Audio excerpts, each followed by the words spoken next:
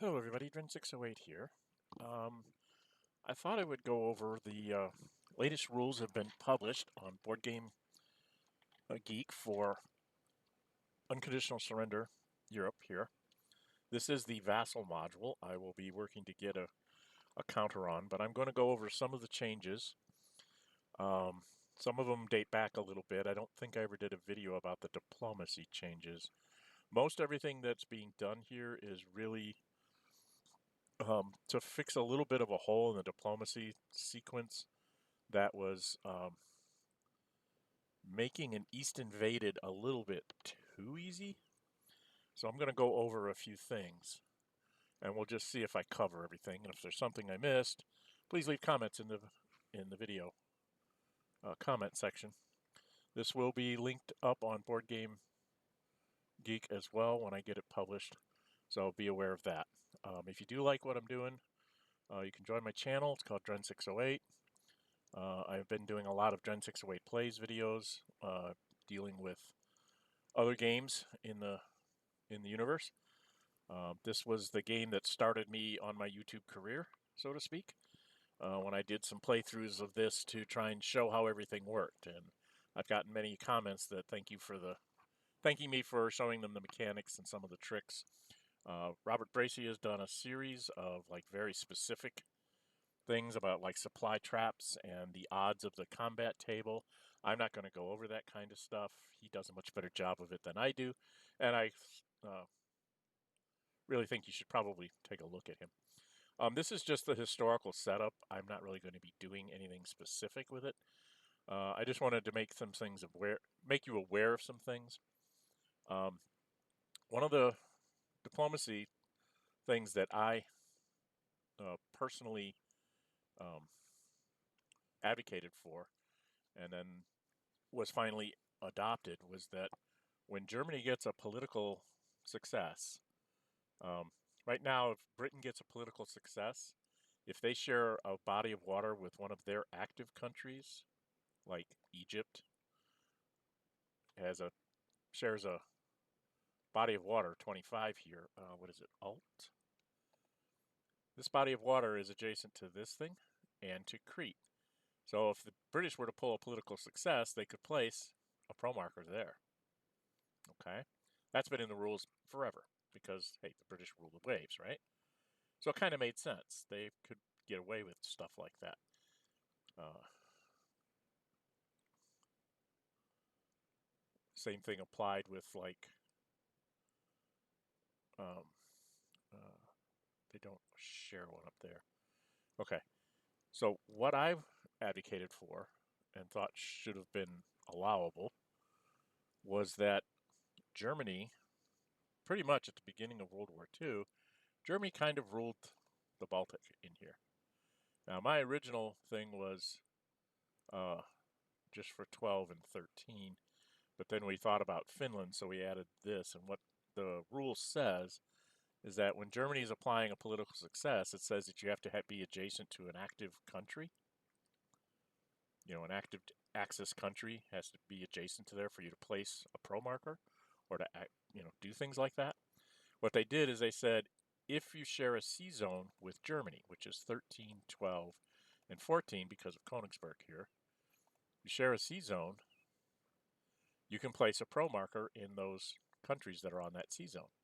So that allows us to place pro markers in Finland, Sweden, Norway.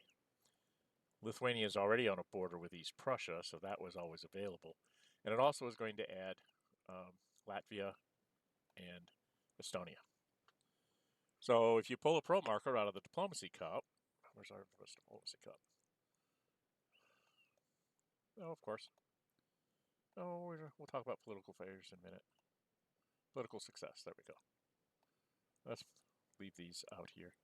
The other one we're going to need is one of those.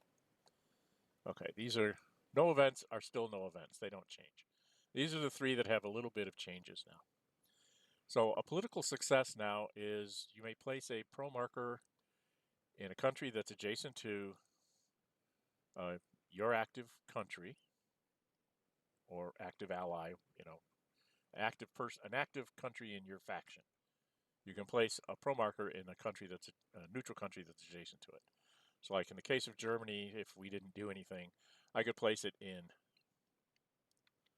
Italy, Yugoslavia, Hungary, Poland, because we're going to say I didn't attack them, or Lithuania. That was the original rules. And then also over here, Belgium, Netherlands, Denmark, right? That was the original rules. With the updated rules, the Germans could also place it in Norway, Sweden, Latvia, Estonia, or Finland. Okay? So that's one subtle difference. The Germans can actually pursue a Scandinavian, empire if they want, by placing it like a marker in Sweden and then hoping nobody takes it away from them, and then putting a second one in there and activating Sweden, which might help them conquer Norway, or so on and so forth. It also allows them to try and possibly get these guys as allies before they go into Russia, by simply activating them, but not putting their units down so East invaded isn't tripped. So that's one thing that's out there. That was a while back. That one was implemented. The newest things that have happened. I'm going to show you the easy one first. This is a main event. This only happens in the main event. In the main event, I don't have the counter image yet. France will be getting a marker that's called War Economy, and it will be placed in May of 1941. So if they can hang out until May of 1941, somehow, that marker will go onto their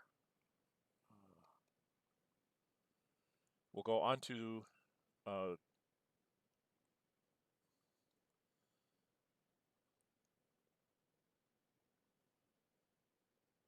the extra factories track here. See where all the factory counts are?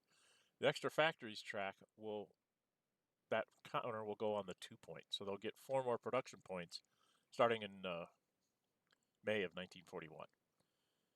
Which kind of makes sense because they will have gotten all of their mobile units, and this is going to give them enough production points to actually move their mobile units around and activate them. So it was always sort of a weird thing that you could go east first, go beat up on the Soviet Union all through 1940, and the French production wouldn't move at all. It would just stay at 16, maybe 17 if the British give them a point. Well, they could build up their mobile units because if you look in their where is the faction? If you look in here, no, it's on the turn track, isn't it? In the turn track, they're going to get an armored unit and a couple more, like 2 more mobile and an armored unit in May.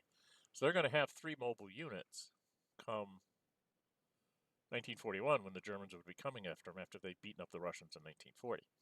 So that's kind of trying to give the French enough production points to actually put up a fight with their mobile units instead of having to just leave them be static speed bumps someplace because they don't have enough production points to move things around.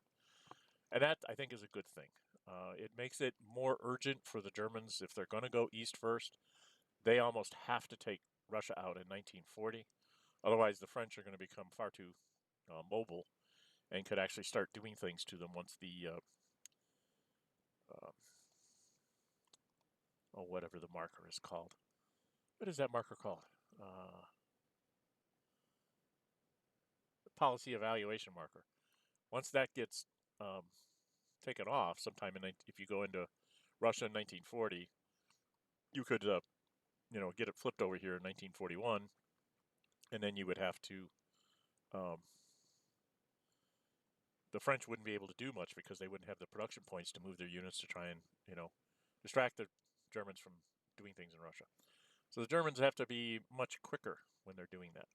Now, one of the other things that came with all of these changes was that the Moscow Treaty marker, which is making East first a much more dicey proposition.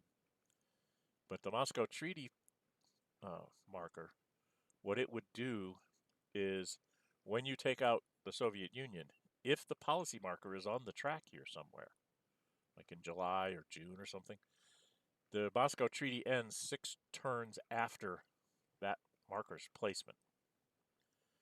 So if you don't take them out quickly in 1940, take out the Soviets, before October of 1940, if you have to wait till, say, March to do it, you're not going to have very many turns to get back, deal with France, and get back ready for the Soviets when they come back in the war. So it's something that you need to pay attention to. There was, God, what was it called? Was it called the Wasp Sing? Um, Robert Bracey has reviewed the East First strategy, which this is kind of debunking because it was actually becoming kind of clear that if you did that, it was a pretty much of an auto win for the Germans. It involved doing something like declare war on the Soviets, take Hungary out, uh, and Denmark, and then I think you continued down through the Baltics here to try and activate Turkey by taking out Bulgaria and Greece and stuff to get markers into Turkey, kind of thing. And basically, actually, it was Bulgaria, Romania. I can't remember the exact sequence, but basically, it was conquering some of these countries down here to get enough um, political stuff so that you could activate when you're ready to go into Soviet. You could activate Poland, or you could even go Poland, Hungary, Romania to activate Yugoslavia, and then hit Bulgaria to put markers in Turkey, and then be poised to go after Greece and be able to start on the Soviets from in here, from up here on this edge in Romania without Romanian assistance, but you'd have a jump off point there. One of the other things that the Eastern Front did, and this is what's the current thing kind of does, used to be when you declared war on the Soviet Union, one of the tactics you would do is you would declare war on Latvia, Estonia, Lithuania, and because they would become Russian allies, they become Soviet countries, the Soviets couldn't get those factories. They would be their own independent countries, and the Soviets could never get those factories. So what they changed is that just because you declare on the Soviet faction, the Area C's markers don't go away. They just change their function. If the Nazi-Soviet pact is in place, the Area C's functions like it always did. The Russians get to pick a territory and take it, and then they put a pro marker in the thing. Or if they take one of these three, they have to. It just eliminates the country, and they get the country, and they get a counter. They get an infantry unit. That stays the same. One of the changes is that in order to make that work, an Area C's marker, the Soviets must have an active border with the country they're going to take, which means if on the first turn and you didn't attack Poland, if Germany's doing that hook thing where they're going to go after Hungary and Denmark and then maybe go on into Romania and stuff like that, if they're doing that kind of thing, Lithuania does not have a border with the Soviet Union. So you cannot area seize something that you don't have a border with. They would have to seize Latvia first, then the following turn, because that's now part of the USSR. If they pulled another one, they could get Lithuania. So that was to keep them from grabbing Lithuania immediately and then kind of leaving these for later when they could just go and conquer them or whatever if they never got around to them. So they're trying to make it a little more consistent that way. One of the things that they did do, though, is they said if you declare on the Soviet faction, but you don't do East invaded, which means you don't run into the Baltic states and you don't run past the line and the dotted line here of the border, they basically said, okay,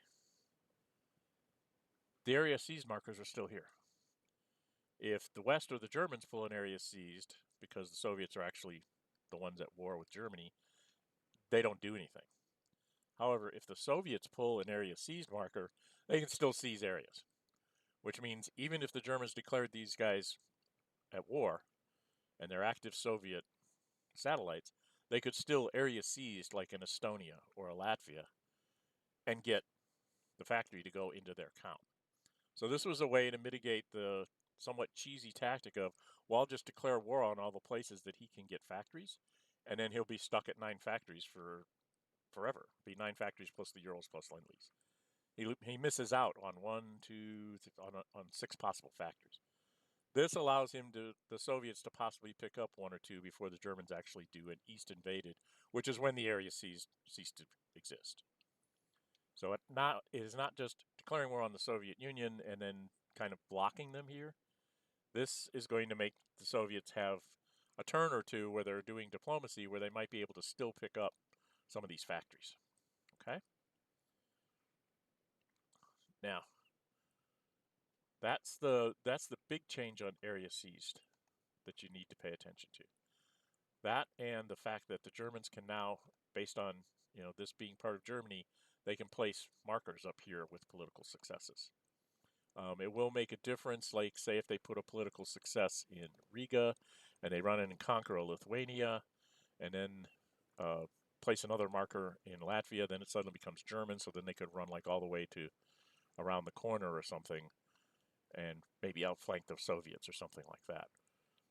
It also means that if Lithuania is like an active enemy and the Soviets have grabbed Finland up here, that the Germans could, during their operations phase, actually activate Finland like in the middle of the operations phase by conquering something like a Lithuania. And it would be next to... Actually, that wouldn't work. Never mind. Because it has to be adjacent to the country that you just conquered. So that would not work.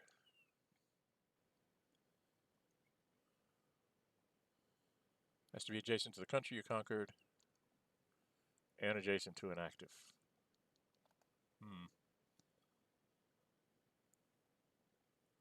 I'll have to look at that rule again. I'm pretty sure that that's not going to work. The idea was that if you conquered this one, you could place here because you'd be within 1C zone of Germany. And you should be able to place here for the same reason, because you're within 1C zone of an active friendly. And you're also 1C zone from here. But I don't think that counts for the neutrals, so we'll have to double check. I will double check with the rules gurus on that one.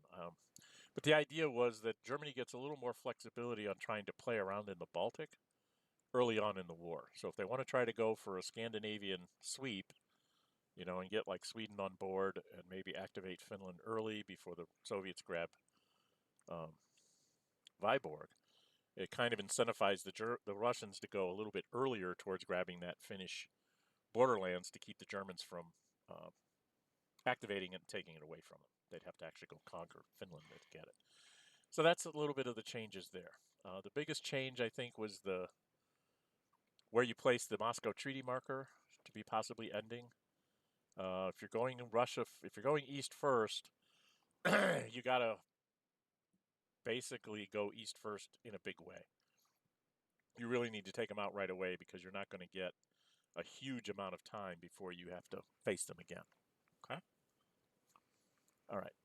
That's the biggies there. The French factory is going to be more for that east first thing, that it's going to let the French, once they have all their mobile units, be able to actually use them. Okay? Now, I don't know if people remember this or not, but it used to be a political success could go anywhere. This was changed a while back. I don't know if I've ever done a video on it. Political successes are still what are considered limited. Basically, you can only place markers and or activate countries that are adjacent to active countries. Okay?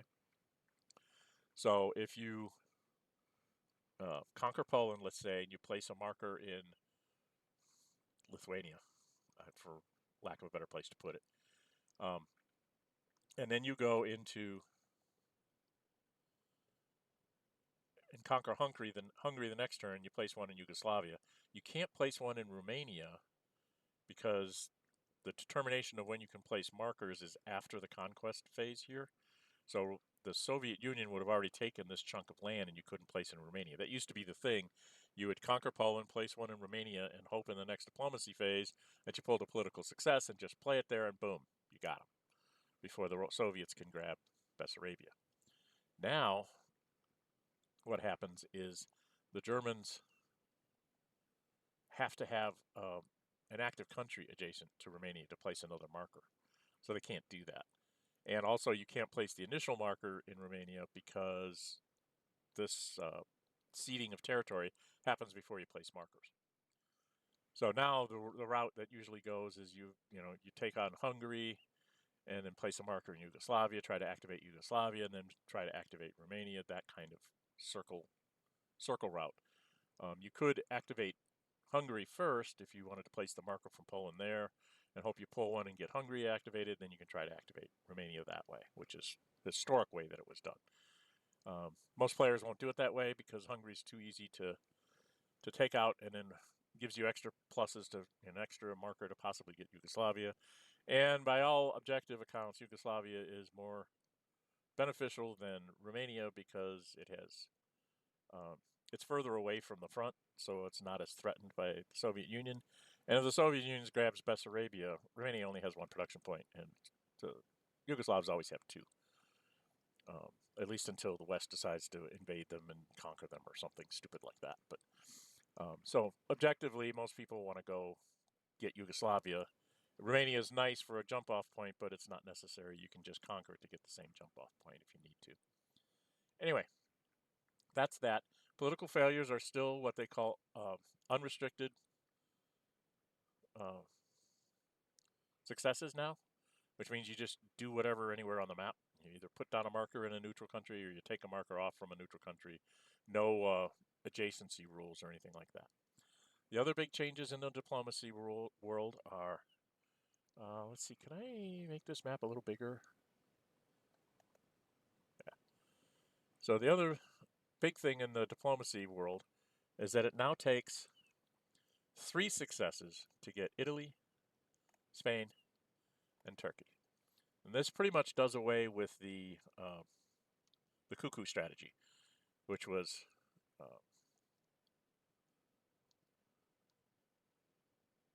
cripple the UK and conquer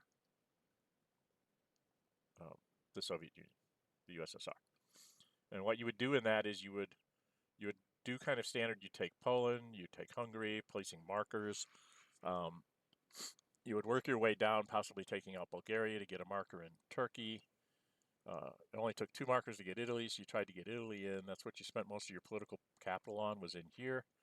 You would conquer France, activate Italy, put massive pressure on the UK in the Middle East to try and get a second marker into Turkey. And if you got a second marker into Turkey, it would activate, which put pressure on the southern front for Soviet Union, along with an extra Italian Air Force. And the Germans would be able to usually, if not collapse the USSR, come darn close. And by taking out the Middle East, you pretty much cripple the UK's capability of counterattacking you, because they have to come back through the Middle East, which can take several turns to do. And that makes Italy last longer, which means their airplane is more useful in Russia for longer, which makes the Soviet Union fall apart quicker. And then once the Soviets are done, the Germans can come back, and with an automatic, unconditional thing here, if there's already a marker in Spain, you can put a second one there. Spain activates, and then you can put pressure on the British, kick them out of Gibraltar, and possibly end up with a Mediterranean lake. That was the general consensus of the cuckoo strategy, and a lot of people were warming to the idea that, hey, this is a way to kind of sort of game the system if you can make it work. You can't always make it work, but you can pretty much make it work. Now it's a little bit harder to do because you need 3 markers here to activate Italy, and you need 3 markers to activate Turkey, and you need 3 markers to activate Spain. So the one thing I have found, at least in the games that I've played since that rule's been in place, is that I have not, as the Axis, been able to get Italy to join my side, because the Allies concentrate solely on keeping Italy out of the war. Every marker you place, if they get a political success to take it out, they take it out of there. They don't try to get anybody on their side. They just try to keep you from getting anything. And so most of my games that I've played, I've been lucky to get like Yugoslavia to join me, and then maybe Romania or Finland. And that's about it. I think one game I managed to get Sweden because I conquered Norway after, and I immediately pulled a political success, so I was able to activate Sweden to help me garrison Norway. But that wasn't nearly enough to win the game. So, that's the way it goes sometimes. So that's a quick overview of all of that. What else was there?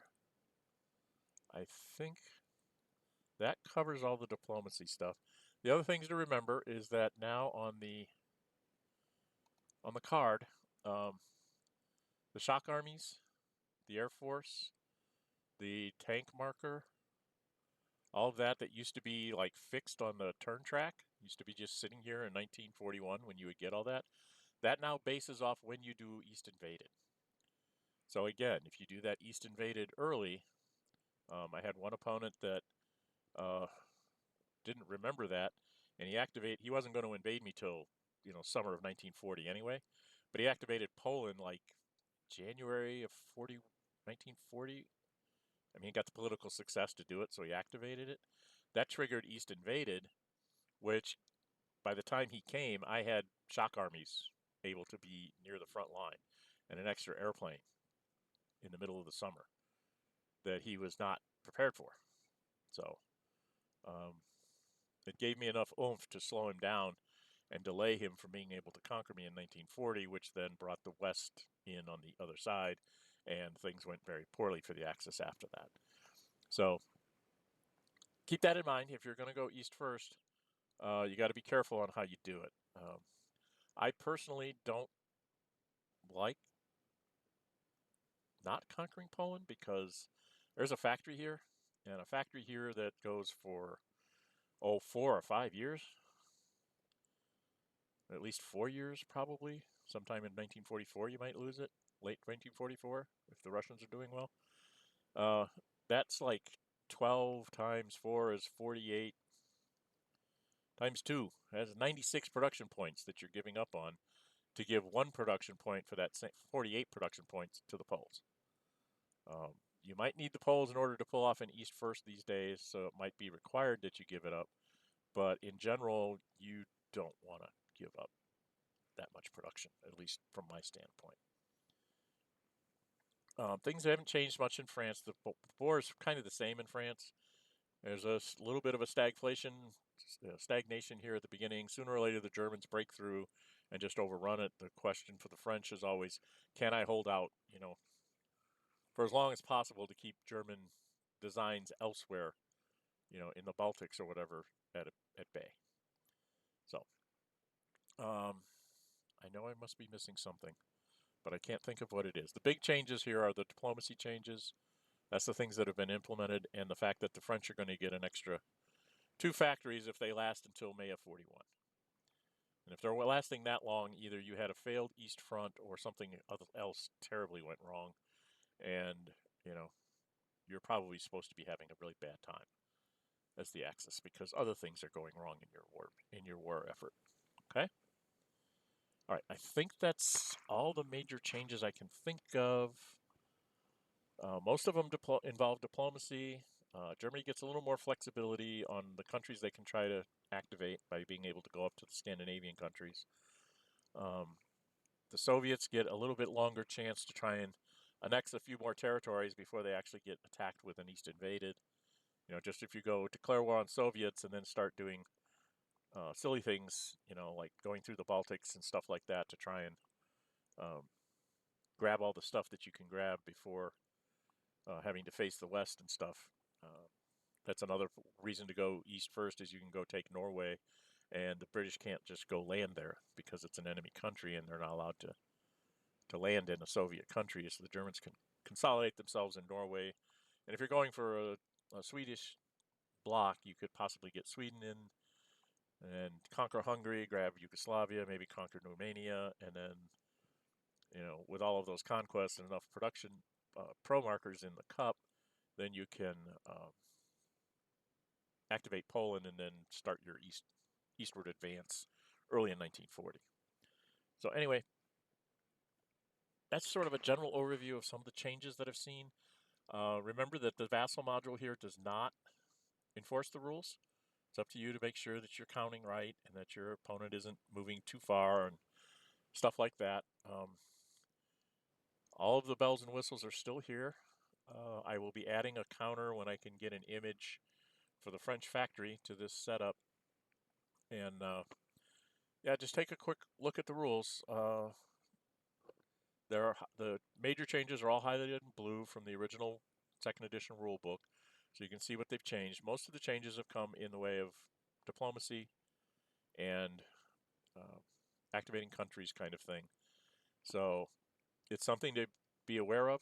I will say that the board game arena version of the game is implemented to. I think the only thing that's really not implemented is the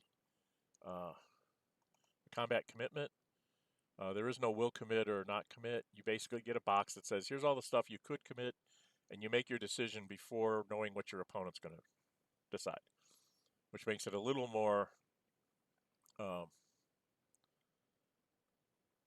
a little more dicey because you might overcommit when he commits nothing.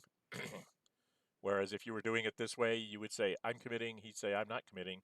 You're like, okay, I have to commit one thing, so I'll just commit like one airplane. I'm not going to throw in a tank and a bunch of other stuff. It's like, okay, an airplane's enough because he's not defending it. But that's the only thing that's not implemented in the board game arena thing, and it does enforce the rules. So you know you won't forget that you have to supply somebody, and you won't you know have any of those kinds of issues, and you can't move your units too far, and all of that. It's a very good implementation. I think there might be a repatriation or home defense thing that still is out there, like when the West is coming in. If you get pushed off your border and you're not, the U.S. isn't in the war or something like that, it has some problems. But we put in a hook that said, if there is no way to actually, you know, make the home defense work, like the French own all the hexes on the western border here, and there's no way you can get enough units in contact, and everybody can see it on the board. You can just your opponent can click the thing. Yeah, I agree. There's no way to do that repatriation to make the rules work, and you can skip it. I've had a couple people actually have that happen to them, and we were very glad to have that because otherwise it would get stuck there saying you have to repatriate, but you have no space to repatriate into. Think that's gonna be about it. Yeah, the big things is when Soviet Moscow Treaty gets placed. If you're going east first, it's going to come a lot faster than you think. Um, and then the whole diplomacy thing about where you can place counters and stuff is still there because of the adjacency rules and things. Okay. The biggest one is when you just pull a straight political success, you should be able to place in all those places. Okay. All right. Well, I've gone on for about half an hour. Hopefully, this will give you some idea of what's going to be coming in the game. Go read the rules on Board Game Geek. I will try to get a link to the forum, the files forum there for you so that you can just click there in the description of the video. All right. So please leave me comments. If I forgot something, please let me know. I will, you know, make another video that says I forgot something, but I don't think I've forgotten anything that's of the major rule changes that are coming down the pike here. Okay? All right. Yeah, if you can, subscribe to the channel. I'm trying to get myself to 500 subscribers before the end of the summer. So I appreciate anybody that does subscribe. I will probably, sometime in the not too distant future, probably start up either a solo game of this, like on Board Game Arena, so that I don't forget any rules, and just kind of play through with the new diplomacy rules and things like that, and give you a sense of how the game plays again. I haven't done one of those for a while, so it's probably about time that I do another one. Um, so look forward to doing that. I do have a lot of other projects hot in the fire, so to speak. So that one may or may not come to fruition. We will see. I am planning on trying to do one before the end of the year. I'm just not sure exactly when I'll be able to get to it. Okay? All right. Well, that concludes this video. I'm Dren608. Until we meet again, stay safe and bye-bye.